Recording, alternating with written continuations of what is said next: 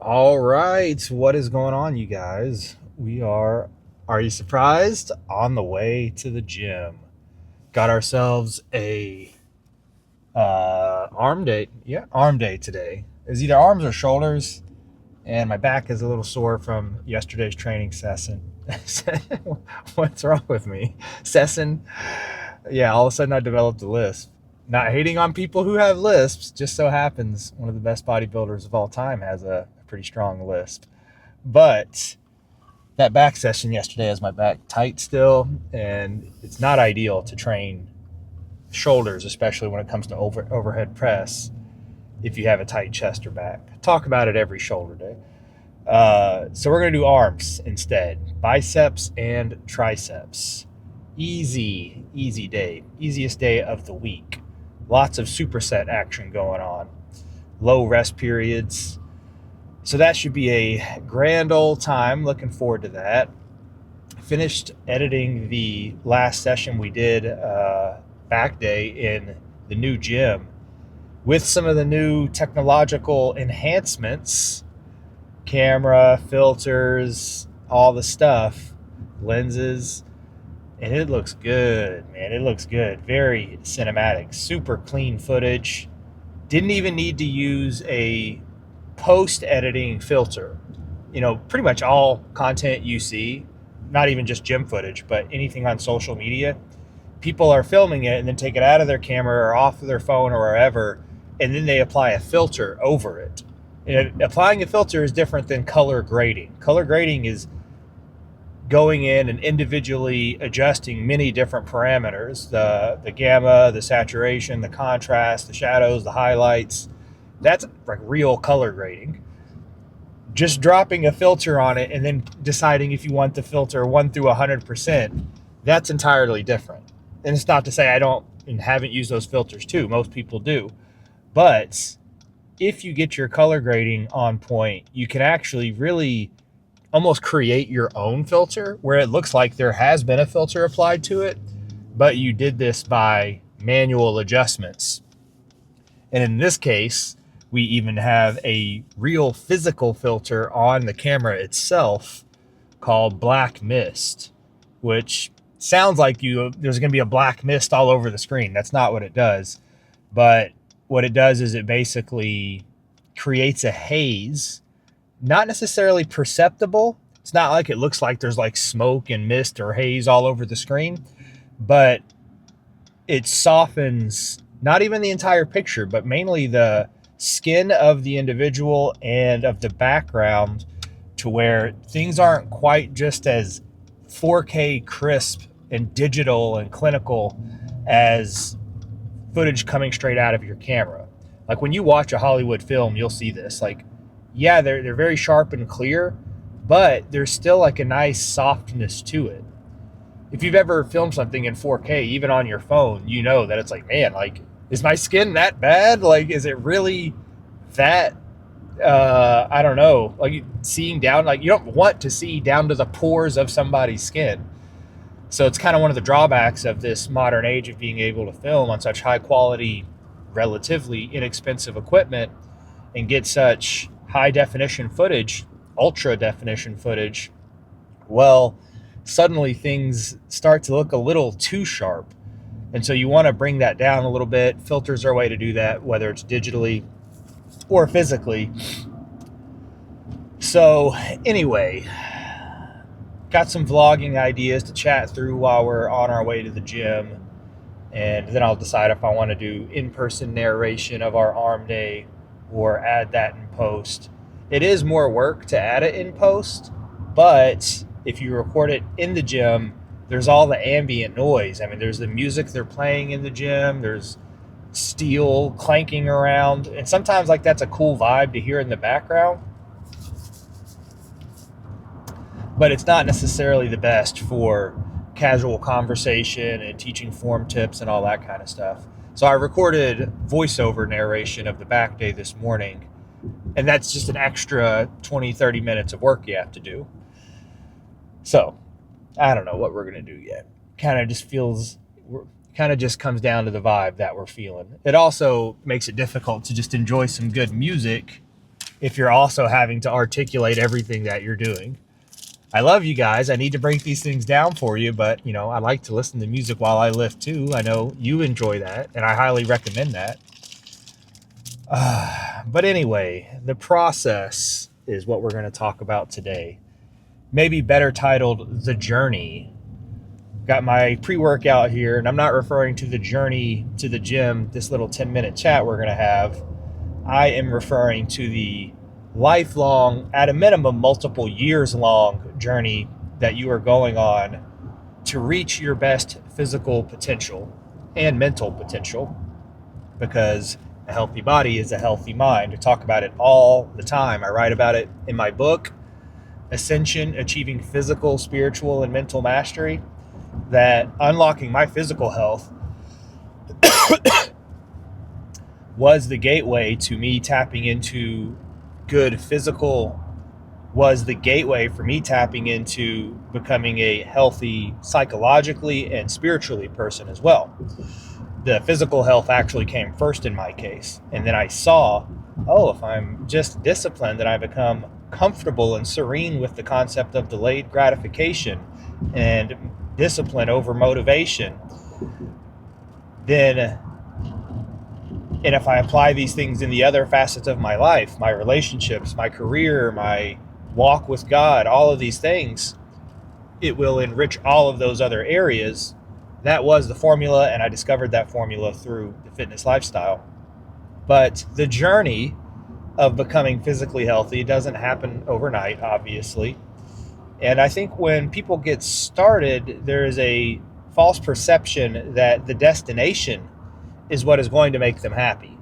Once I lose all the body fat that I've accumulated from neglecting my health, or once I'm jacked, once I have how many ever inch biceps, and once I can bench press a car and all this other stuff that people have in their mind that's going to make them happy, that destination oriented thinking, turns out every time you reach one of those destinations, the bar just gets raised somewhere else. You hit the new PR on some lift and you're happy about it that day, but I promise you, by the end of the day, no matter how proud you felt in that moment, you're already thinking, I bet I could hit X weight. You hit 135 on the bench for the first time, and that's a big moment in your life, because when you started, you could barely even bench the bar, 45 pounds. Or you do your very first pull-up, which most people can't do a single pull-up. A lot of people can't do a single push-up. So each of these little stepping stone goals that you have, you think you're going to be so happy when you check it off, only to find out that, I just found out that I'm more capable than I thought I was. And so what does that even mean? If I clearly underestimated myself before, when I set this goal, maybe I underestimated what I'm capable of. Maybe I should have set the goal higher. And that's where you end up chasing these incrementally higher goals for years of your life. You see your abs for the first time and you thought that was going to make you happy. But that was at 15% body fat. That's where you can basically start seeing your abs. Well, when you look at fitness models or actors or whoever else who diet down for a role, you get into bodybuilding and you're seeing these professionals on stage and whatnot, they're not at 15%. They're at 5%. A lot of the actors are at 10%. And so the goalpost gets shifted, and then all of that happiness that you thought you had so easily secured by getting to that goal evaporates. And it's not that you're unhappy then, but the happiness is fleeting.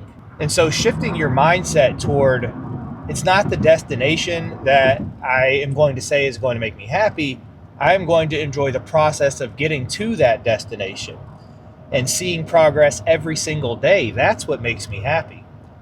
And that is, in my opinion, the golden formula for life. Because there's so many different long-term goals that you should have. Hopefully you're setting long-term goals. I want to make this much money. I want to get this house, this car, this body, whatever. And then, as I said, you finally get those things. And then they honestly start to become unnoticeable. Like, do you think I wake up every day looking in the mirror so glad that I have abs now? I have abs year round and I have had them for most of 10 years. It's trivial to me. I am very grateful to have the home that I do. I became a homeowner for the first time at 37 years old. That's how long it took me to buy a home. And it was a huge day in my life. And I saved up for years and years and years. And I'm extremely grateful that God provided the career for me to ultimately make that happen. And I am grateful for it every day. But I'll be honest, I'm a human being. Some days I wake up and there's a laundry list of things to do. I got to do my 9 to 5. I got to go to the gym. I got to go get groceries. I got to take care of my dog. I got family obligations. And I may not remember that, hey, I'm actually really grateful just to be living in this home that I own. You know what I'm saying? And so the subject is kind of twofold. It's not the end goal that should be the source of your happiness. It should be the journey and the incremental progress every day of your life that you reflect on as this is actually a lot of fun. You know, going to the gym, seeing these small changes every day, learning how to cook different meals, becoming a much more knowledgeable person about everything pertaining to nutrition and exercise, becoming more confident in myself, having more belief, being able to help other people by sharing this information and inspiring them. You know, that's the whole tapestry of happiness and fulfillment.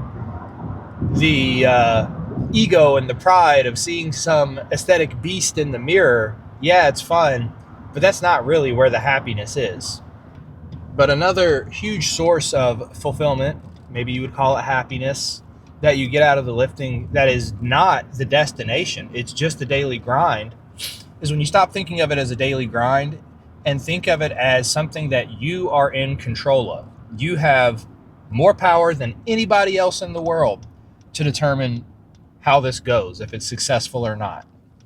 And that might be a little bit of a heavy burden, knowing that, hey, it's all on me, but it really shouldn't be, because it is a relief. When there are so many other aspects of life, let's just take your career, for example. I've been blessed with a very good career, okay? It's partly genetic gift that I have the gift of articulation and a decent enough IQ to understand these topics, and I'm good with people and blah, blah, blah. It's also come in the form of blessing me by giving me certain mentors, putting me in circumstances and experiences to learn from, timing, lots of God reaching in and blessing my life to give me this career.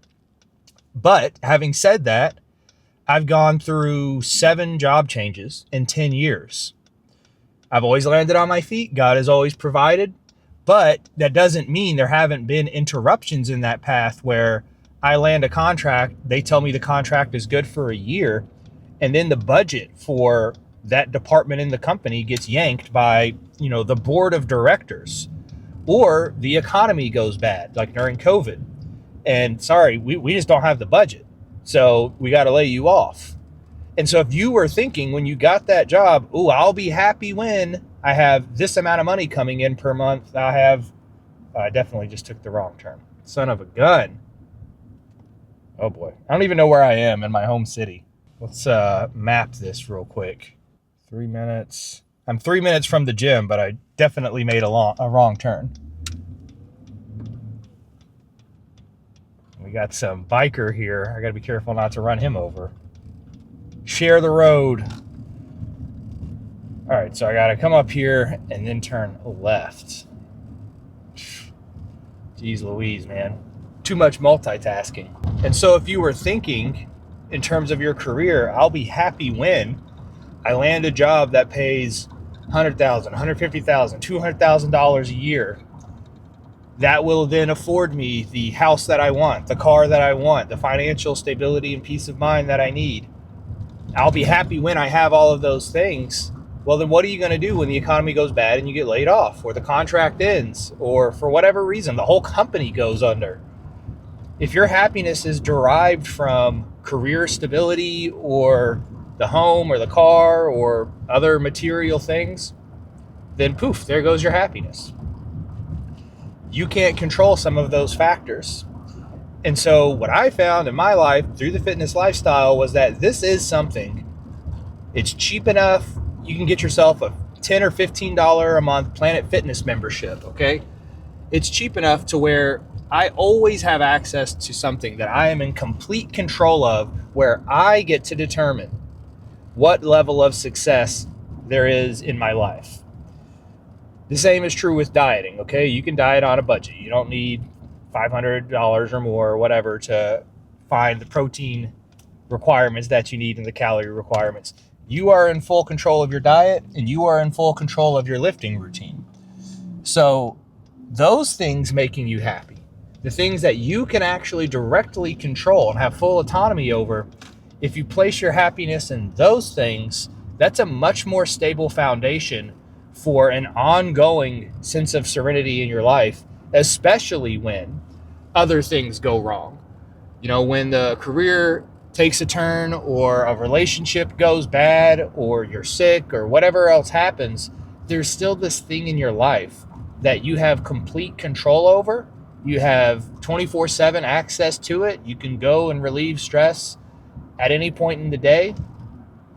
You can get the home workout in if that's all you got in front of you, or you can go to a 24-hour gym. You know, there's no excuses here, okay?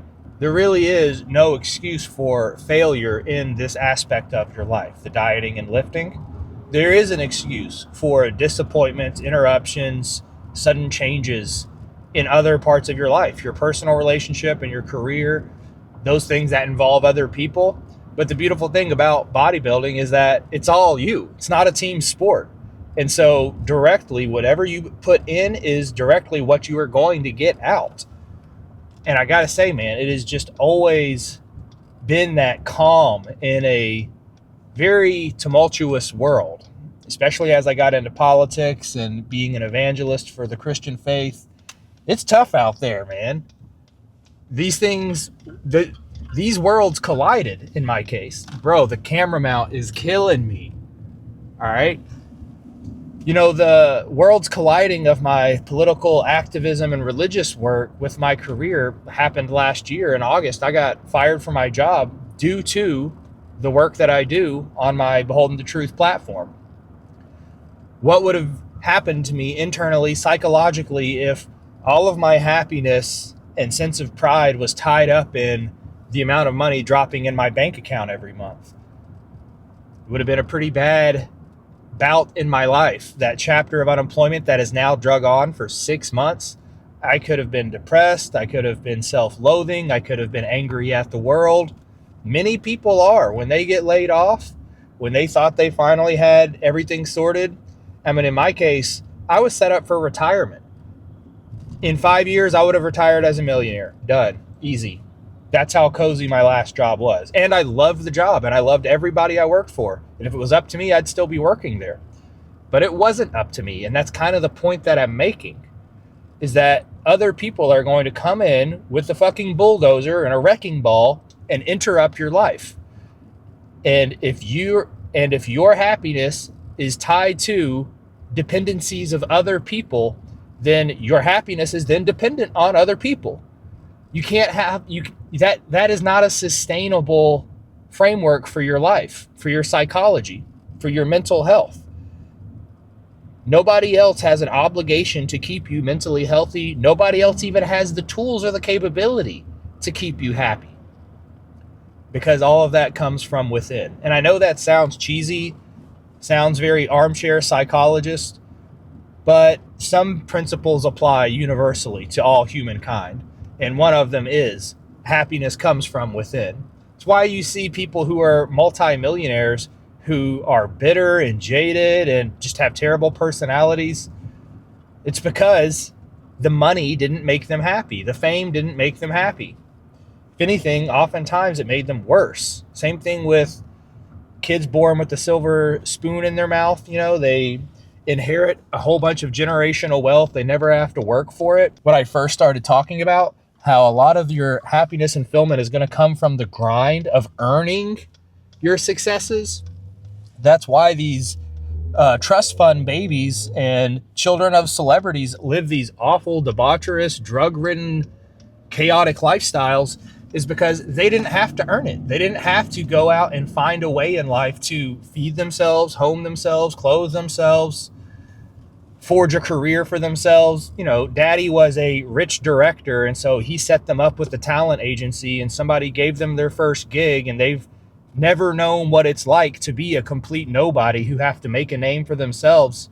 I can't imagine living that lifestyle. In the same way, I can't imagine being born into a trust fund that has a couple $1,000,000 in it where I'm literally just living off the dividends once I get into my adult life. You know, okay, now you have access to your trust because you're 18 years old. Merely the dividends of a couple $1,000,000 pays you $100,000 a year to literally do nothing, because the money is invested in AT&T and these other dividend companies that are paying out 4 or 5%. So literally just sit and do nothing, and a couple $100,000 a year drops into your bank account because you were born to the right parents. What an awful, miserable life. I mean, that just sounds terrible. And there's another beautiful thing about the bodybuilding world is that doesn't happen, period. Some people are genetically gifted in that they accrue muscle faster. They have better looking muscle bellies, better frames, stuff like that. But at the end of the day, nobody is born and maintains a single digit body fat percentage. Nobody is born and maintains 50, 60 extra pounds of lean muscle mass on their frame. Those things, not only do they have to be earned, but they can't be earned quickly, and they can't be earned artificially. Of course, there's performance enhancing drugs, but anybody who's been in the world long enough will tell you that all the testosterone and tren and all these other things that you can take to hasten the pace. Oh my gosh, I gotta bolt this thing down. It's killing me. You go over one turn and it swings to the other direction, then it's out of focus. Everybody in the field will tell you that while you can absolutely increase the trajectory of which your muscle is accruing, or maybe your fat is shaving off, that does not change the fact you still have to diet on a persistent basis, and you still have to lift on a persistent basis, and you have to do both of those things for years.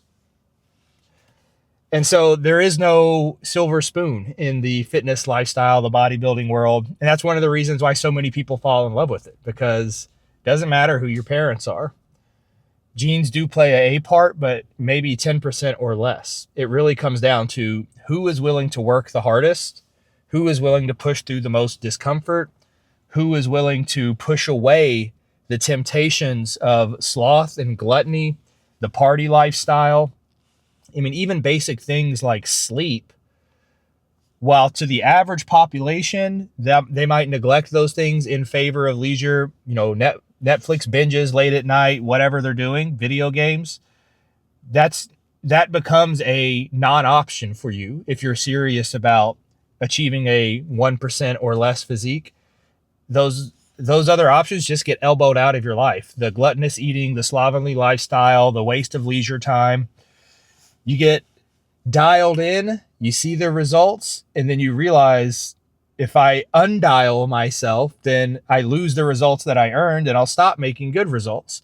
So everything about it. It's why I've always preached it. I know I'm a little different than some people in the political world who just commentate on politics, whereas from the beginning, I've always incorporated the gospel of the fitness lifestyle in my content, because it just changes a man. It really does. So we just pulled up, and it is time to finish this pre-workout, time to get in that gym, make our daily gains, hit the buys and tries. Probably, I don't know if we'll do narration or not. Either way, hope you guys enjoyed the little chat, our happy hour session before the gym. Hope you're enjoying all the content as well. Be sure to like, comment, and subscribe on the channel. That's what you owe me for the entertainment I have given you and all the knowledge I pass on to you. You can get something from the beholdenthetruth.com store, some of the hoodies, sweatpants, t-shirts, tank tops, or you can buy the book, Ascension, Achieving Physical, Spiritual, and Mental Mastery. All of that is on beholdenthetruth.com. All right, guys, I'm checking out before we check in. All right, guys, let's get this done. We have an arms day, so we'll be hitting bis and tris, starting out with just some very basic standing curls.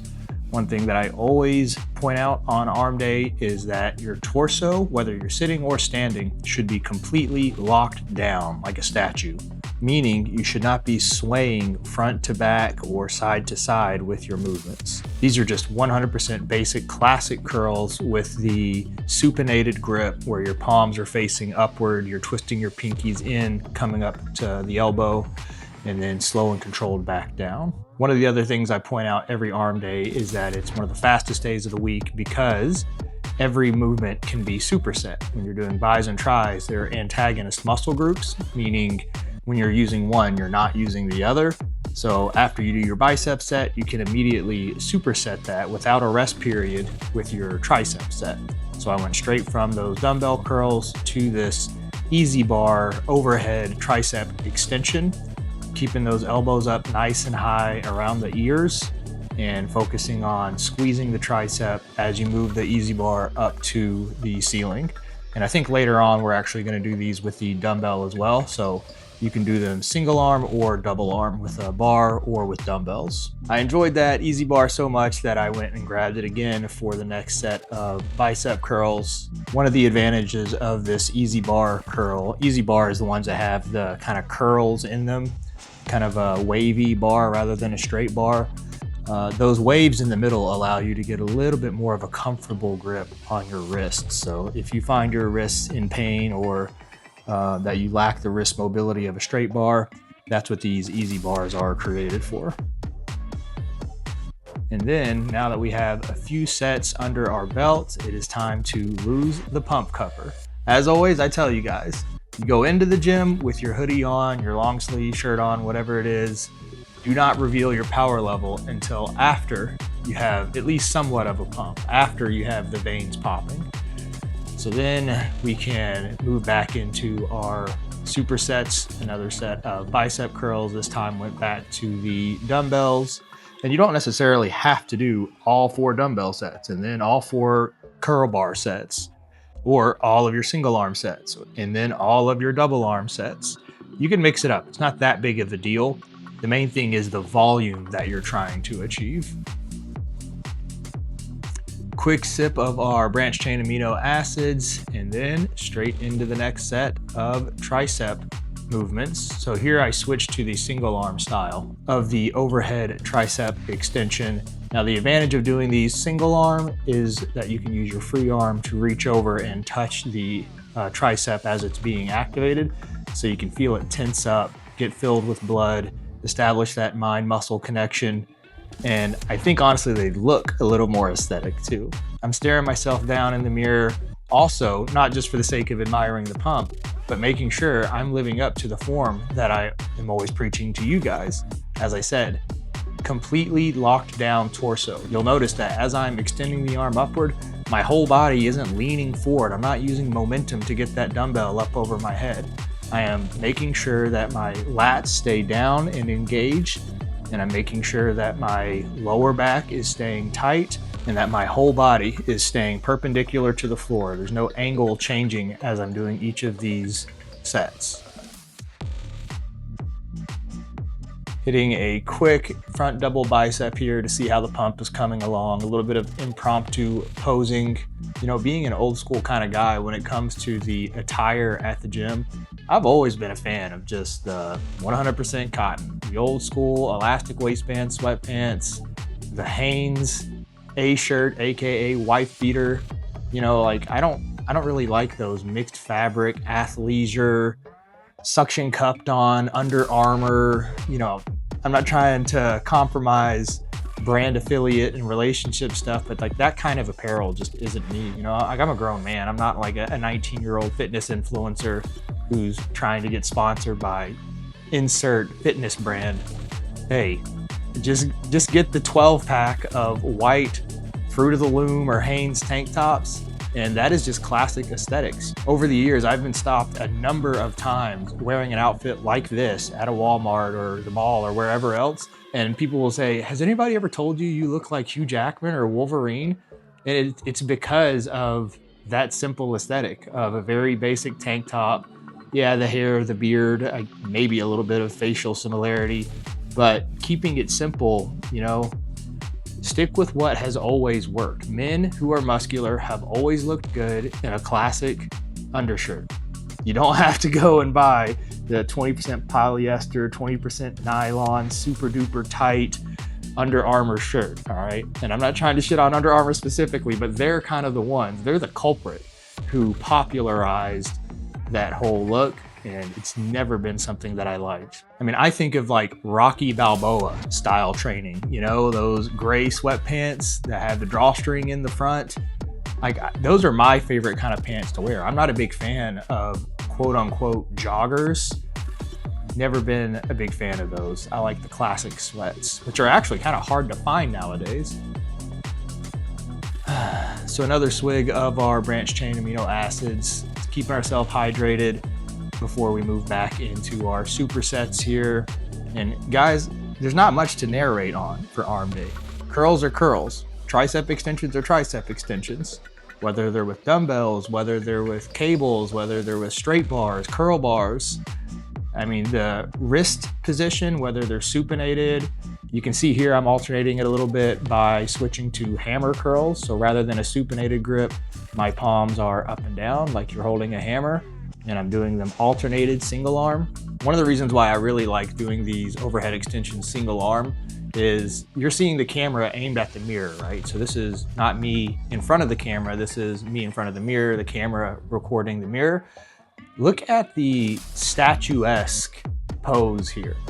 Look at the small waist, you can see the rib cage popping out. It's just an aesthetic looking movement, you know? As long as you have the slim waist, you keep the shirt tucked in to emphasize the slim waist. You know, if you're hanging out 20, 30 pounds overweight, sadly enough, that's actually less overweight than the average population, but just those 20 or 30 pounds of extra fat will make it so that when you're in an upright pose like this and your back is slightly arched, you still won't be able to see the rib cage.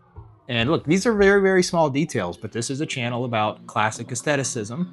And so in a pose like this, which isn't even a pose, this is the middle of a movement, but in the middle of exercising this movement, there is still a degree of aesthetics that is only possible if you are X lean, and X lean is like 15% or less body fat, because you can see the rib cage popping out. Just getting a side view here of these curls, nothing special, nothing fancy. Main thing to note here is just the tempo. I'm not swinging the weight. And another small thing to note, towards the end of that set, you can notice that I ended up starting to cheat just a little bit. And it's a good quiz for you. How did I notice that I was cheating a little bit? Well, those last couple reps, you see my trap come up. So I'm trying to get that dumbbell up to my shoulder by using my trap like an elevator, you know, going up and down rather than only engaging the bicep. So that's how you know if the weight is too heavy for you. If you're looking at yourself in the mirror and you see that you're shrugging your shoulder up with each rep of the curl, then that's telling you that, all right, now you're turning a bicep curl into a shoulder shrug. Not supposed to do that. It's okay, you know, it's understandable if you're at the end of the rep range, 8 to 12 reps, and you're multiple sets into the workout to cheat just a little bit, that's fine. But if your entire form from beginning to end, every single set, every single rep of those sets, they all look like that, where you're always shrugging every time you do a curl, then as I said, you need to drop the weight, stare yourself down in the mirror, use a selfie camera to record yourself if you need to do so, and examine your torso and making sure that it is staying locked down, that you're not shrugging, that you're not swinging front to back to use momentum. Make sure this is a bicep curl, not a back movement, not a shoulder movement. Good side view of the hammer curl here, and you can see I was going to failure at the end of that last one. Got half the rep and I was like, uh-oh, I'm not sure if I get the rest of this. Had to think about it, squeeze really hard, make sure I'm not shrugging, get the last of that half rep. Just switch sides here, and that's it for arm day, guys. It's just a mixture of tricep extension movements, whether they're push downs with the rope or overhead extensions with the dumbbell, cable, bar, whatever it may be. And the obligatory pose down post-workout here, hitting a back double bicep and then a rear lat spread. I've been trying to hit posing practice every single day, and it's an incremental progress just like your lifting is. You spend 5 to 10 minutes after your workout when you have a full pump, either look in the mirror or record yourself on the video and make sure as you're hitting these poses, the left and right side of the body are symmetric. So when you're doing that back double bi or the front lat spread, make sure your shoulders are a parallel line. I have this impingement in one of my lats where a lot of times my right side wants to hang down just a little bit lower, and it completely ruins the symmetry of the pose. Of course, I'm like, my own harshest critic, of course, but when you're talking about trying to achieve maximal aesthetics and the best way to optimally show your hard work, you want everything to be dialed in. Of course, we're not like nice and tan right now too, because it's the middle of winter, but you just wait. Come summertime, we'll be fully dialed in. We'll actually get down to 5%. We'll get the tan going, and you just have to wait a couple months for that. We're not revealing our final form just yet. Hitting a couple other poses here, and then we are wrapping up arm day, you guys. I hope you enjoyed this quick narration and enjoyed the vlog. As I talked about in the vlog, that serenity in life that we are all chasing, happiness. Where are you? Where is happiness? It comes from focusing on what you can control. As the serenity prayer tells us, God grant me the serenity to accept the things I cannot change, the courage to change the things I can, and the wisdom to know the difference. That is truly the key to life. Until next time, you guys, make sure you like, comment, and subscribe on the channel if you enjoy the content. Go and support my channel by going to beholdthetruth.com. Get yourself some of the aesthetic merchandise or a copy of my book, Achieving Physical, Spiritual, and Mental Mastery. All of that is on the website. I'll talk to you guys again soon. America first, and Christ is King.